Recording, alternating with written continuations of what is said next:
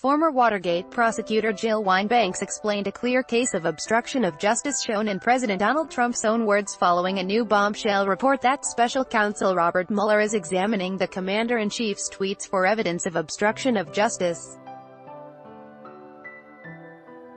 "What more can you tell us?" MSNBC anchor Craig Melvin asked New York Times Washington correspondent Michael Schmidt, who wrote the story with Maggie Haberman. Sponsored. Most times that people are accused of obstructing justice, it's things that happen in private, it's pressuring witnesses, it's making threats against folks to try and stop them from speaking, Schmidt explained.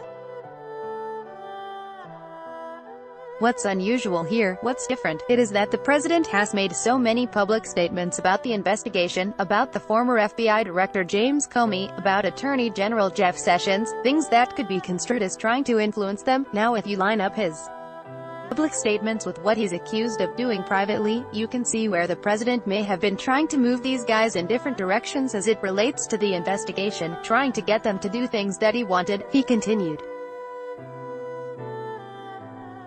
Remember, the president is accused of asking the FBI director to end the investigation into his former national security advisor, Michael Flynn. The president is accused of trying to get Comey to put out the word that he's not under investigation. Jill, how could using President Trump's tweets, and there are a lot of them, how could using those tweets and statements help establish an obstruction case? The host asked the former prosecutor, who also served as the first female general counsel of the U.S. Army and first female executive director of the American Bar Association.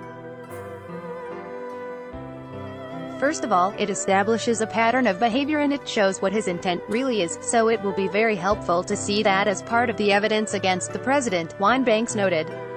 I have been saying for more than a year that the case for obstruction is in plain sight, and part of it is that he talks to the public and he talks through Twitter, and that is the same as if he approached someone in private, she explained.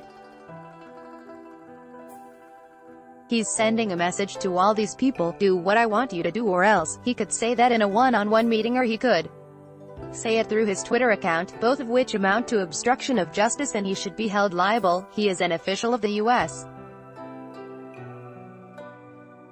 government and he can't use his Twitter account to punish Americans, so I think there's a lot here that is going to help Mueller in prosecuting this case, Wine-Banks added.